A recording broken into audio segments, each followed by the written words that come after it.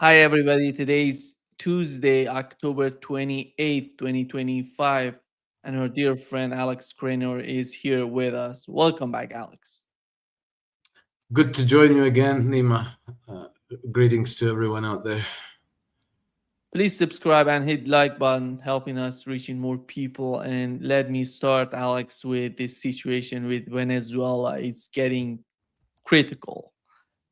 And today I want to talk about how Venezuela is connected with other cases in Ukraine, in the Middle East. But let's focus on Venezuela, on what's going on in Venezuela. And looking at the situation, Alex, many people would ask, what is going on in the mind of the Trump administration? What do they want from Venezuela? Here is what Donald Trump said in 2023 on, and it was June 11th, if I'm not mistaken, 2023. Here is what he said. Oil from Venezuela. When I left, Venezuela was ready to collapse. We would have taken it over. We would have gotten all that oil. It would have been right next door. Yeah. But here we are in 2025 on October, and you see the senators, everybody's coming out and, Maduro should, get out of his country. He's dead. He cannot do anything. And here is the senator, the American senator Rick Scott, talking about the situation with Maduro. I'd head to Russia or China right now. Because His days are numbered. Something's going to happen. Whether it's internal or external, I think something's going to happen. the firepower that's off the coast, right? This is an armada. This is a lot of U.S. forces. Are we about to invade Venezuela? I don't think so. I mean, if we do, I'd be surprised. Yeah. What has happened in terms of the Russian partnership with Venezuela? We've learned yesterday, all of a sudden, we've learned that Putin ratified the partnership between Venezuela and Russia. And we've learned other important, event that has happened was the Russian aircraft previously linked to the Wagner Group and currently known as the known to transport mercenaries around Africa, arrived in Venezuela yesterday. What are we gonna face in Venezuela? What are we gonna see in Venezuela, in your opinion? I think that we're seeing an attempt to redo the same scenario that was played out in Libya and the same scenario that was played out in Syria.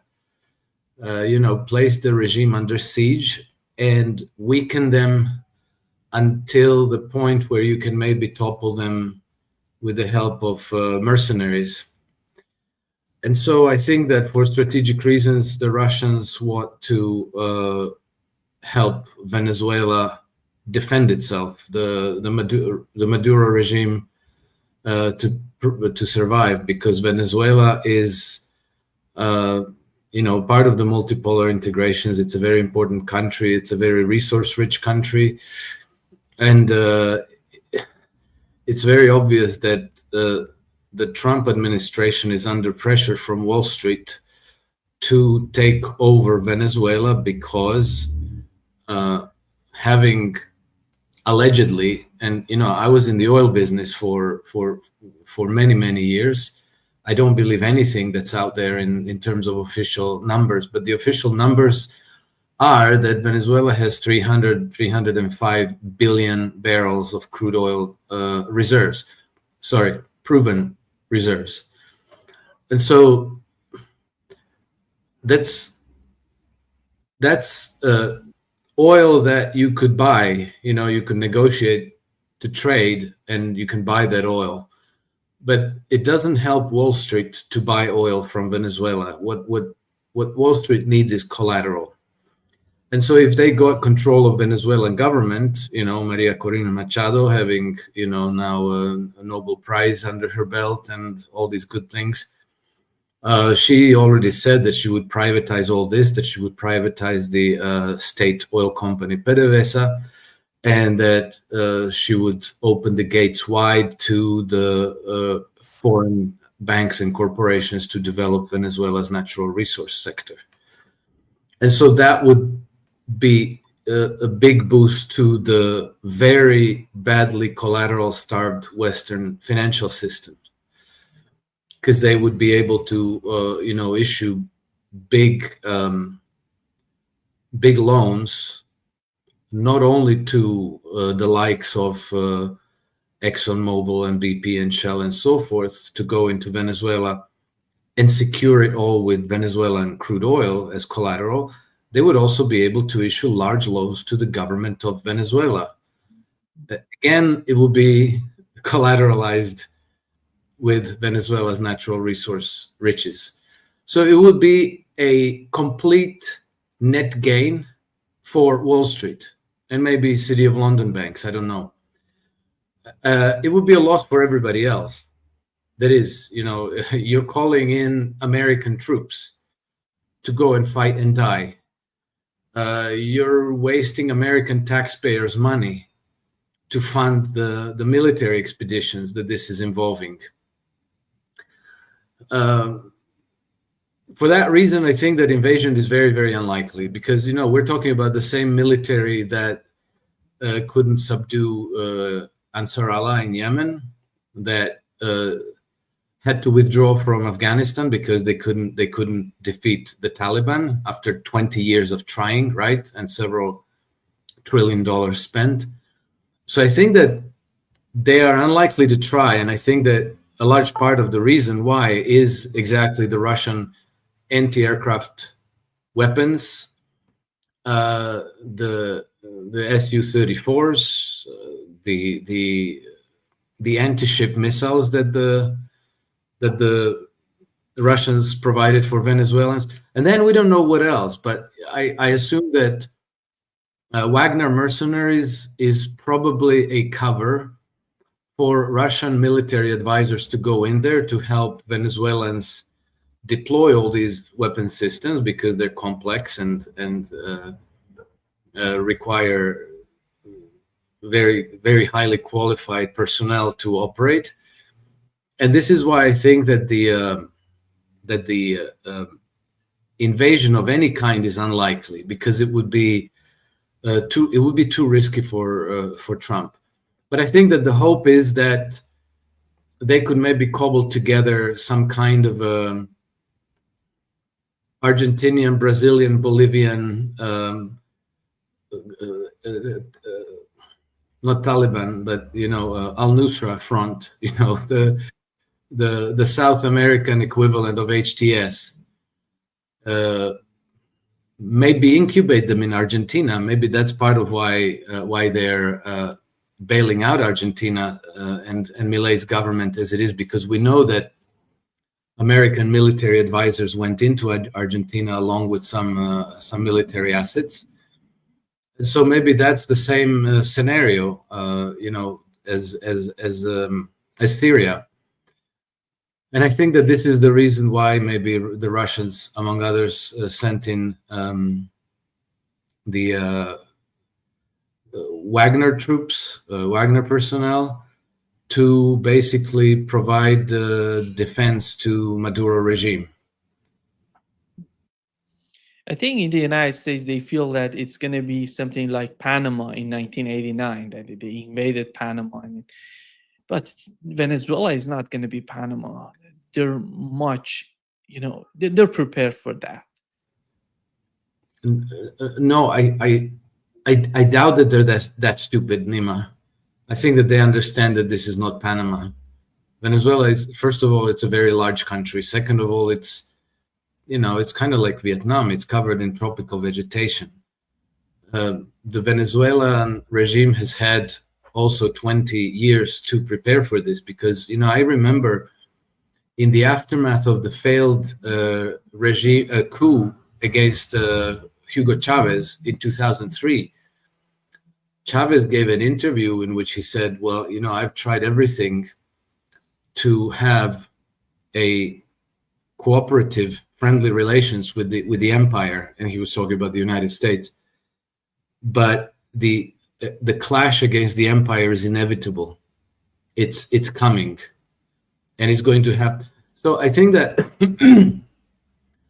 already back then in the early 2000s, they knew that this was coming. So I think that they have been preparing for this, and they are probably well prepared for it. Now, that doesn't mean that they couldn't go the way of Bashar al-Assad or Muammar Gaddafi. But I think that it's going to be very, very tough. And it's going to be very, very tough because, among other things, they tried already 3 times. So the 2003 coup, then there was a coup in 2019. If remember when we had Richard Branson organizing a concert across the border in Colombia, and they did all that. And that failed, and then this is the 3rd attempt. I think that the regime in Venezuela is much more robust and much better prepared than what they anticipate. And also being under attack allows Maduro regime to maybe conduct certain kind of purges to consolidate his regime that would be politically very, very difficult to do in absence of such a threat. So maybe rather than being South America's Damascus, Caracas could prove to be South America's Tehran. Yeah. Alex, looking at the treaty of friendship and cooperation signed between Russia and Venezuela, you see massive expansion in economics, security, culture, all these aspects. And it shows that Venezuela is getting, the situation, the future for Venezuela is going to be totally different from what it was before, because they joined BRICS, and the future going to be defined within BRICS and the participation they have. I know that they have close relationship with Tehran, Yes. And they have received probably a lot of missiles from Iran. Do you think, if with that concept, if they put troops on the ground, which is a suicide in my opinion for the Trump administration, if they go after bombing them, they can bomb them back. They can respond to the United States. And it would be humiliating for the United States Army if they go in that direction, as we saw with the Houthis, with Yemenis in the Red Sea. But it's going to be different, as you mentioned. This is a country that is really prepared and backed by Iran and Russia, at least, to my knowledge. Yeah, I think you're correct. And I also forgot the Bay of Piglets incident, the 3rd. So this will have been the 4th attempt. The Bay of Piglets happened, I think, in 2020, if I'm not correct, if I'm not mistaken, sorry. And they actually organized a group of commandos to land in Venezuela, and they got caught. It was extremely embarrassing. So that's not going to happen, obviously. And I agree with you.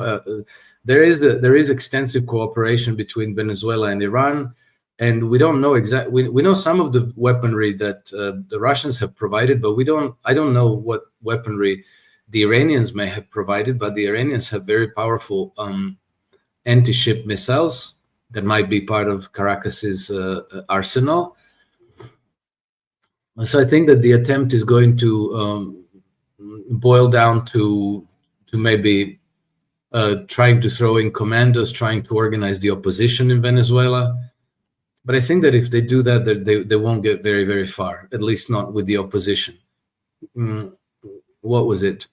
8 years ago, they had, no, less, 5 years ago, 6 years ago, they had Juan Guaido.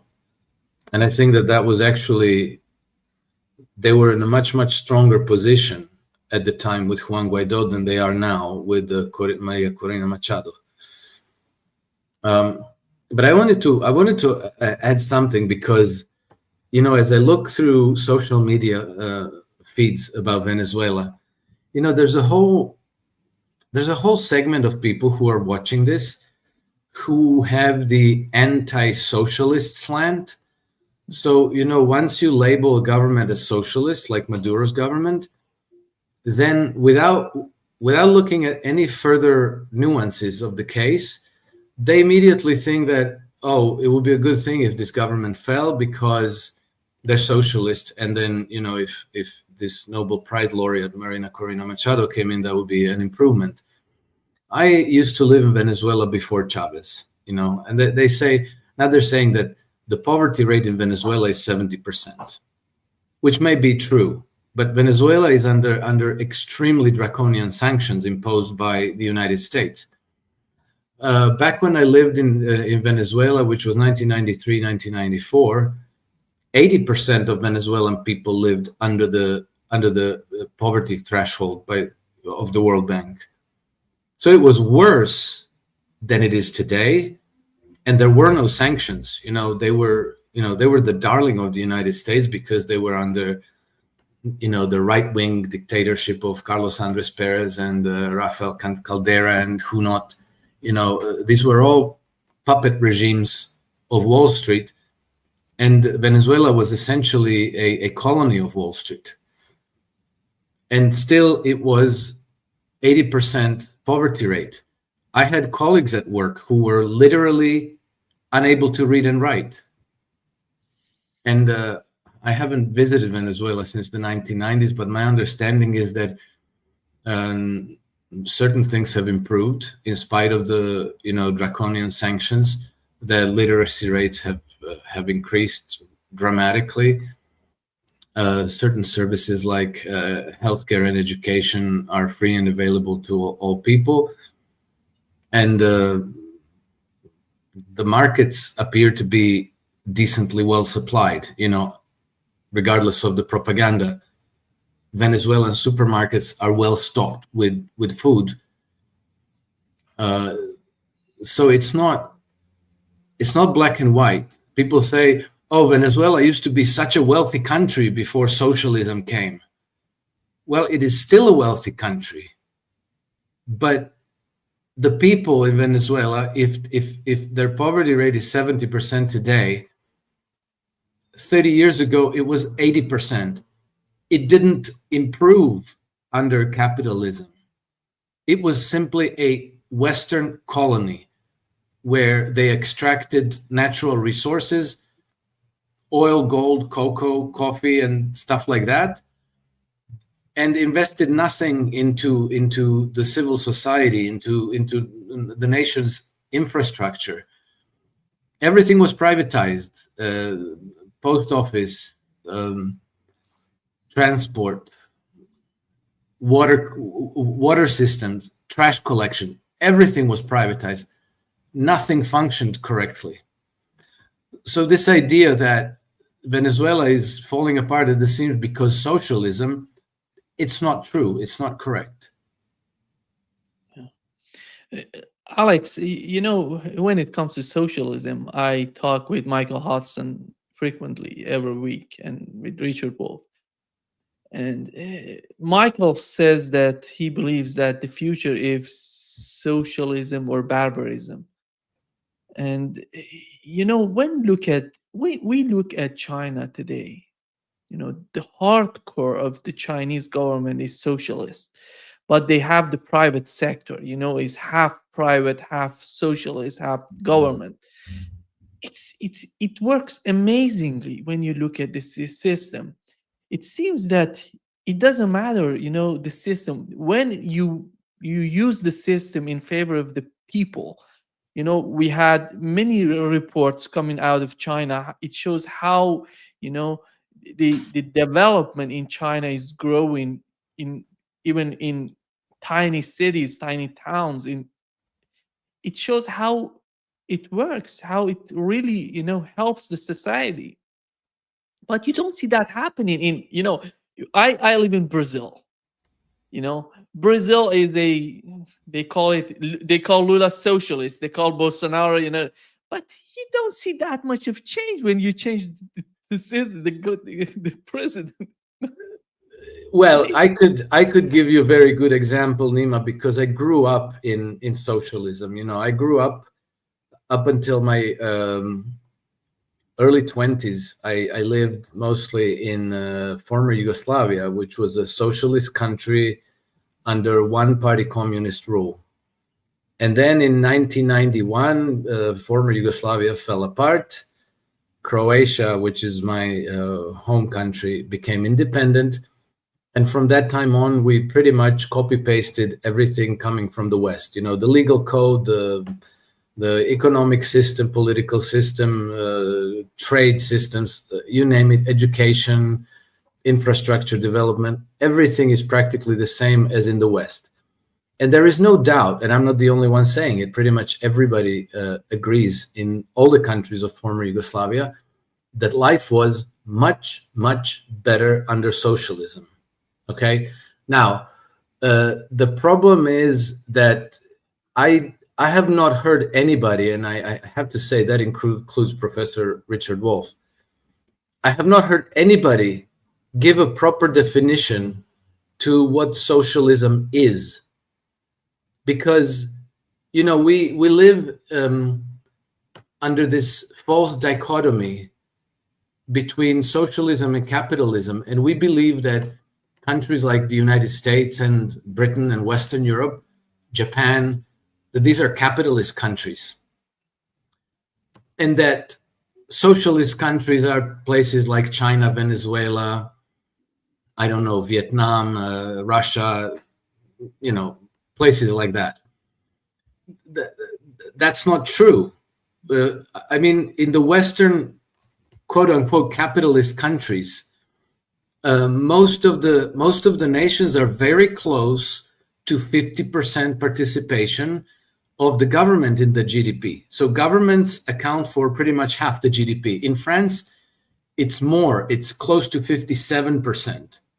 In the United States, the number has been always 30%, but for decades, they never move it.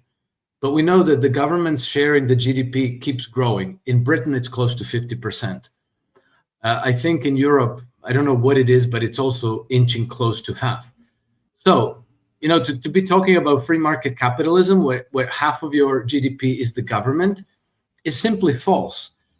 Now, the real difference, I would have to talk about a concept that is not being taught in economics, but which is absolutely central to economics, which is called deflationary gap. I studied economics in university. Nobody ever mentioned it. I learned that later, and I had to learn it from forbidden books, books that are not allowed to be sold. Or at least they were not allowed to be sold some years ago. One of them is Carol Quigley's Tragedy and Hope. Because of the deflationary gap, this concept, which I'll just skip over it. If people are interested, I have an article about it on my Substack. Basically, the government has to step in to bolster the purchasing power in an economic system. Because without the government stepping in, the purchasing power keeps systematically going down for two reasons, two main reasons. One is that people don't spend all the money that they make every year. They set aside a percentage, which is probably 5-10%. They set it aside as savings. So that purchasing power is removed from the market. And then the second large chunk that's being systematically removed from the market is repayment of debts, because money all enters into circulation as debt. When you repay your debt, you extinguish that money. So all the debts that are repaid is the money that disappears. So as money is withdrawn from circulation through savings and repayment of debts, that reduces the whole economy's purchasing power. And so for all the participants in the economies, entrepreneurs and firms and the government, to be able to sell their goods and services at the prices that they're asking, it becomes impossible. So they have to lower the prices. So the system enters into price deflation. And price deflation has a tendency to be a self-reinforcing process. So you enter into this, what the economists colloquially called deflationary death spiral. And then the government, the economy only stabilizes when you get to depression level of activity, meaning an economy basically produces the bare necessities, food, apparel, building materials to repair roofs and stuff like that. And that's that it stabilizes at that level. So to keep the economy always growing, which is some kind of an imperative that all governments unquestioningly pursue, you have to constantly inject new purchasing power into the system. Tax and spend is not enough, because if government just tax people and then takes those taxes and spends it in the economy, you didn't create new purchasing power. You merely transferred it from people who earned it to the government, but it's the same amount of money. It doesn't increase the systems. It doesn't grow the system. So the government has to raise debt. And this is why, if you look at the debts of the American government, the British government, Italian, German, French, Japanese, every government that has this monetary system in operation, their debt levels are constantly going higher and higher and higher. And along with their deficits, they have to borrow money, meaning they have to spend more than they collect in taxes. So you'll see the deficit spending is also always going up and up and up and up. Okay, so this is why the government participation in the economy keeps growing. And it's a mathematical certainty given the monetary system that we have. So this is true of what we call socialist governments, and it's equally true about what we call the capitalist governments. But I'll tell you what the difference is. Those countries that we call socialist, the government spending largely flows bottom up, meaning the government spends on social programs, generous pension plans, free education, free healthcare, maintaining the infrastructure in the system, and so on.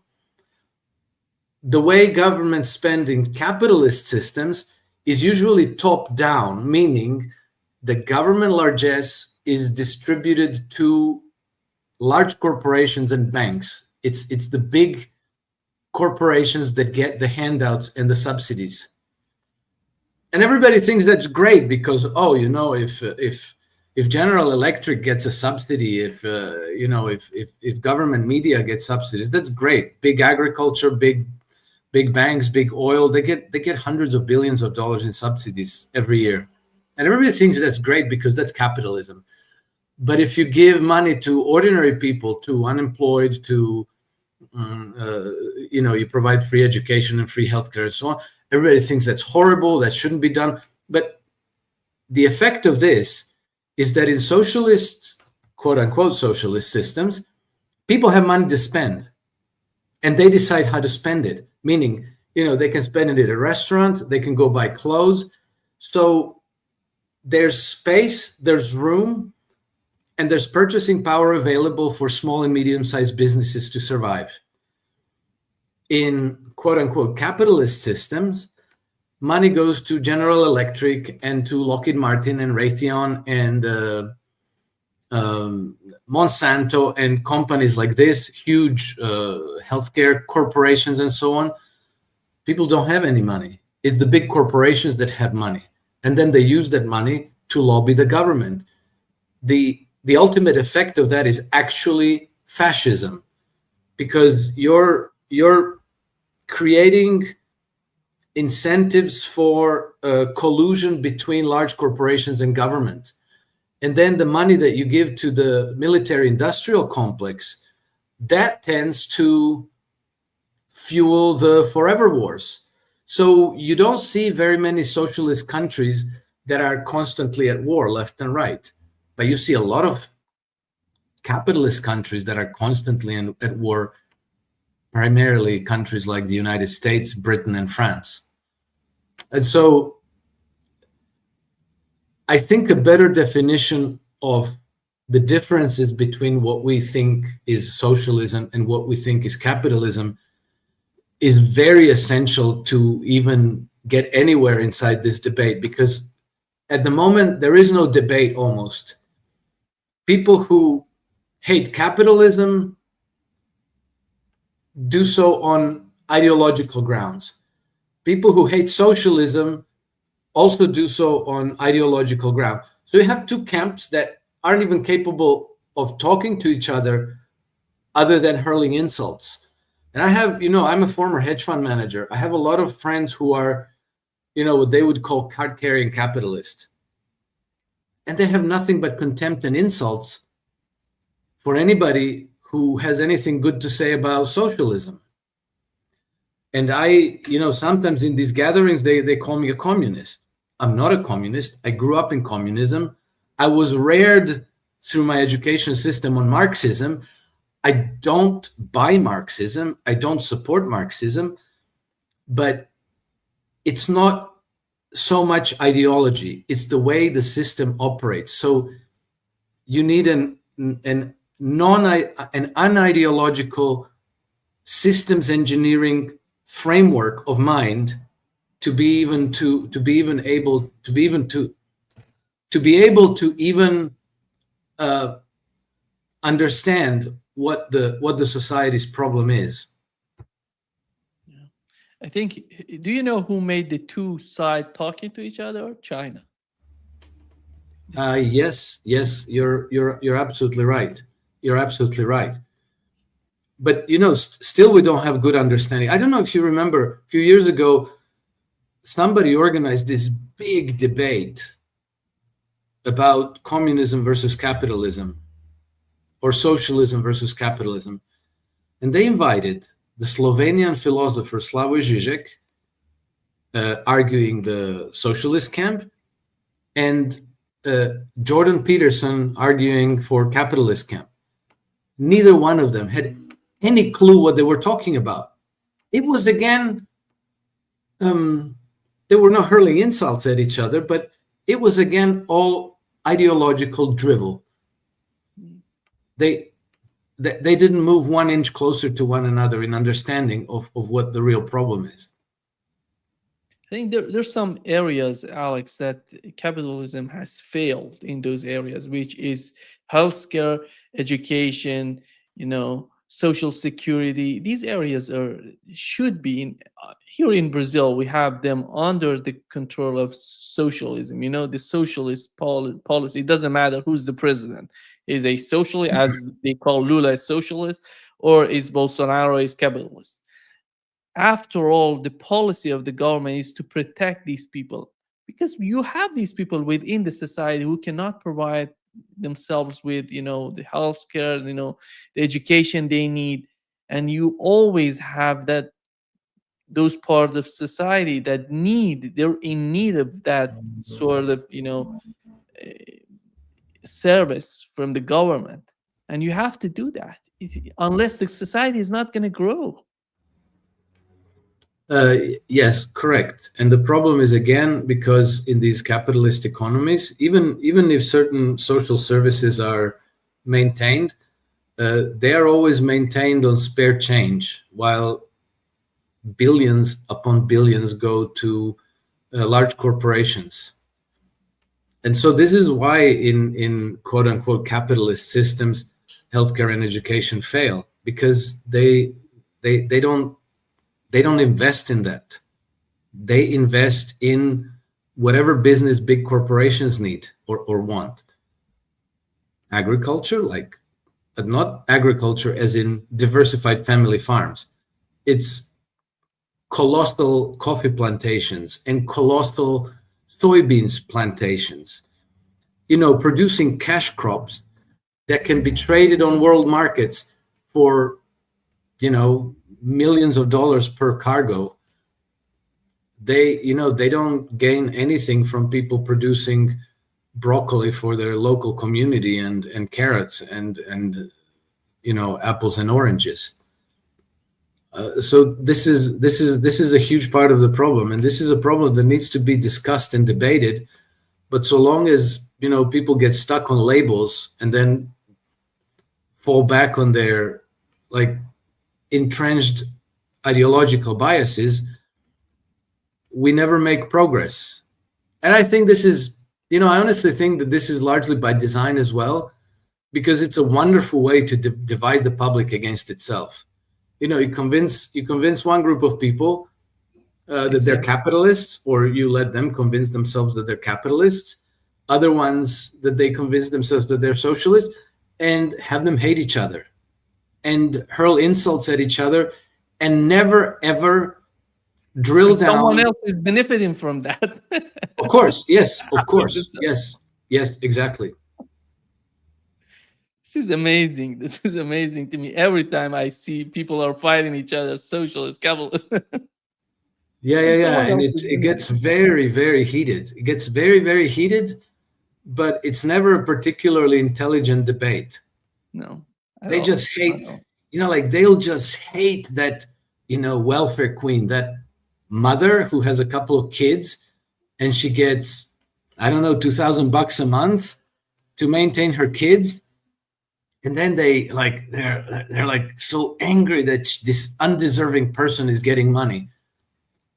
But if Lockheed Martin gets $100 billion a year, oh, that's cool, because these are businessmen, wearing suits who are producing these slick things to kill other people with. That's awesome. That's capitalism. Yay. Fantastic. Yeah.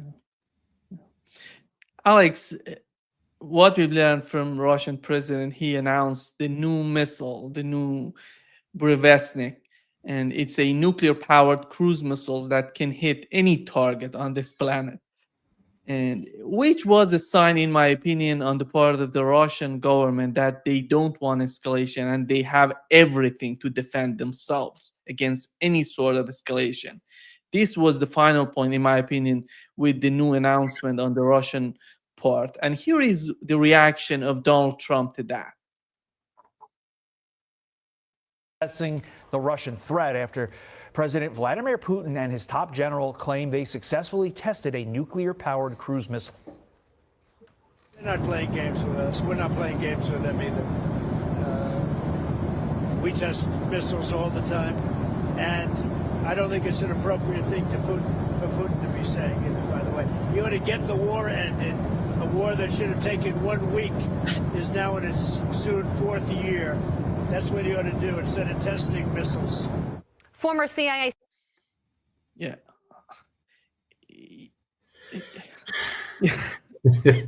let me say something, Alex. I really love Paul Carrick-Roberts, because when it came to the war in Ukraine, he said, why is Putin just dragging on and on the conflict in Ukraine? Because I was so much, what is he talking about? Because he was talking the mind in Washington. That is important to be considered, which we know is not the same when it comes to Russia, China, and Iran. They're totally, their sort of thinking is different, totally different. But Washington doesn't feel that way. He's talking about 1 week or 2 weeks to put an end to the conflict. Ukraine, just remember what Ukraine was before the conflict started. 700,000 soldiers prepared. Ukraine was the second largest military in Europe after Turkey, and probably the best prepared, trained up, and fortified army in Europe. They have been preparing for this war for 8 years. They have been armed and trained by Western NATO instructors and advisors. They received an ocean worth of weapons to fight Russia with. And Russia didn't really want to have this war. Even when they launched their special military operation in 2022, they didn't launch it with the intention to invade. They positioned themselves close to several Ukrainian cities, Kiev in particular. And then, 4 days after that, they were already in negotiations with the Ukrainian side. And they said, commit to neutrality, commit to never joining NATO, and we withdraw completely. We will even forego our plan of demilitarizing Ukraine. We will withdraw completely to pre-invasion, pre-SMO positions, meaning they would completely withdraw from Ukraine, including the Donbas. And they said, you will negotiate with Luhansk People's Republic and Donetsk People's Republic for a special status, giving them a broad autonomy within Ukraine. And Crimea will negotiate it over the next 10 to 15 years, will negotiate its status. So there was no obstacle to peace then. That was Russia's intention. And so that intention only changed after Western influence derailed the peace process at the end of March 2022. And then Boris Johnson landed unannounced in Kiev and told Zelensky, do not negotiate, do not sign peace, fight it out, we're behind you. You're going to win this war. And so that's when the nature of this conflict changed. And it wasn't what Putin intended. He didn't intend to fight this war. And then when they began to fight this war, they fought it very surgically, meaning they didn't do like the Americans did when they went on Fallujah, right? Like, level the whole place. They didn't do shock and awe like Kabul and Baghdad. They're doing something else. They're fighting the enemy formations. They are using attrition warfare to demilitarize and denazify Ukraine. Western mindset is, you have to show your superiority by going quickly. And so they launched an infinity of bombs and missiles indiscriminately. They level entire cities, and then they show the maps with colors. Oh, look, we took all this in so many days. And then 20 years later, they have to withdraw. Those are Pyrrhic victories. Those are not even victories of any kind. They had to withdraw from Vietnam. They had to withdraw from Afghanistan. They will have to withdraw from Iraq. Their welcome in the whole of the Middle East is wearing out very quickly. So all of those whiz-bang amazing victories that they pretend reflect the power of their military are phony and hollow. But Russia has a different approach to this war. And it's not being fought to impress Western audiences. It's being fought to remove the strategic threats to Russian security. And Russians are focused on that. And I think that if people in Trump administration listened more to people like Colonel Douglas McGregor, maybe they would understand. They probably would have understood from day one, but they don't. They listen to these morons like Ben Hodges, who's been wrong every day for the last 4 years in practically everything he's ever said, and people like that. And so, this is why I think they can't get Ukraine right, and they haven't been able to get Ukraine right for many years now. And I don't understand why Trump still can't get it right after, he's had 10 long conversations with Vladimir Putin. his whole delegation has met many times with the Russian counterparts. Steve Witkoff went and sat with Vladimir Putin and Sergei Lavrov many times. So all of this has been explained to them. So they should know it, which is why I suspect that Trump is not saying this because he actually believes it. I think that Trump is saying this for some effect with some domestic political audience. I honestly refuse to believe that he's that dumb. When I look at the strategy of the United States comparing to the Russia's one, I see, look at the building on a foundation. The United States has attacked the building, the beautiful apartments in that building, but Russia is starting from the foundation. What they're doing, they don't care about the building above the foundation. They're just destroying the foundation. The building gonna come down. That's what they're doing, and it takes time. And they don't want to sacrifice their forces in that direction that much. This is the many people don't understand what Russia has done during the last 3 years. They were fighting the whole West together with Japan, Korea, all together. Even in those days, you remember when the conflict started, India was so shy. China was somehow shy to talk about. Iran was the same. As time went by, these countries have decided to take side. Yeah, correct, Anima. Russia has been fighting the combined West, and I think that what they have achieved is quite amazing. Not only on the military plane, but the fact that the West attacked them with the biggest set of sanctions ever imposed on any country in history, and they withstood that blow. And Russia only became stronger over the past 4 years of this war. So I think that what they have achieved is absolutely amazing. And I have to say also that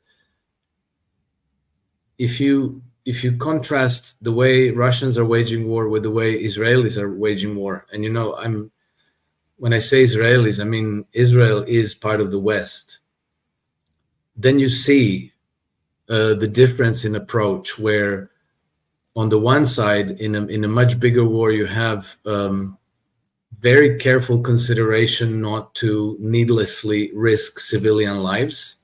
And so you have relatively small number of civilian casualties in Ukraine, versus Israel, which absolutely doesn't care. Well, actually, I think maybe they do care, but they care in the sense of they prefer to kill as many civilians as possible.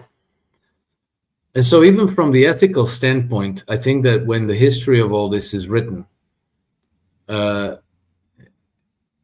I think it will look kindly on the way Russia has conducted itself. The Russians have given peace a chance at absolutely every step of the way. And I sometimes even I'm in pain when I listen to somebody like Scott Horton, he's like an encyclopedia. He knows everything about everything that happens, but somehow he still comes to the conclusion that Russia is the aggressor and that they had other options. They didn't have to attack Ukraine. These people who appear on democracy now, they have the same sort of mindset. It's all nonsense. They forget that the war started in 2014. That Russia has stood aside, hoping to avoid war for 8 long years, going through Geneva negotiations, going through Minsk I negotiations, going through Minsk II negotiations, implementing the Minsk protocol to a letter, and sustaining 14,000 casualties in those 8 years. So this was war. This wasn't just people having picnic on the lines of demarcation, on the demarcation lines. This was war, and Russia gave every possibility for peaceful solution for 8 years, until they were absolutely pushed into intervening militarily. And so people who say like, oh no, the Russians had other options. Which other options? And what do you think they didn't consider in those 8 years, during which they lost on average 3 people a day? You know, on an average day, 14,000 people in 8 years, that's 3 people a day. So what option do you think they didn't consider that you can think of, but they didn't? And they were talking to the French, to the Germans, to the Americans, to the Brits. They were meeting conference after conference, you know, negotiation after negotiation. They held monthly telephone, you know, as a part of the Minsk process.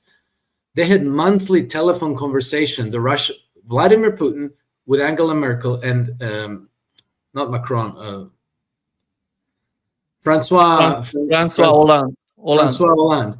They talked about this once every month for 8 years. What other options did they have in February of 2022? I find that, you know, I find it hard to even listen to drivel like that, especially from people who actually understand what happened. Yeah. Alex, we know that Donald Trump has changed his mind after he had a meeting in Alaska with Vladimir Putin, and then he said that the ceasefire is over. We're not going to talk about ceasefire, and because ceasefire doesn't work. And it seems that the Russian president convinced him during the meeting that they're not going to accept it. But then he went to the United Kingdom. Then he came out and said, no, we have to consider the ceasefire, an immediate ceasefire. They're talking right now. The main difference is, the same. And you see Starmer going to Turkey yesterday, talking with Erdogan. I was thinking, what is happening? Obama is appearing 3 times in London. Starmer going to Turkey, and Erdogan says that we are agreeing with the assessment of the United Kingdom on the issue of Ukraine. And here is what Matt Whitaker, which in my opinion is the final objective of this sort of movement, he's talking about the situation they're in and the policy that they want to implement.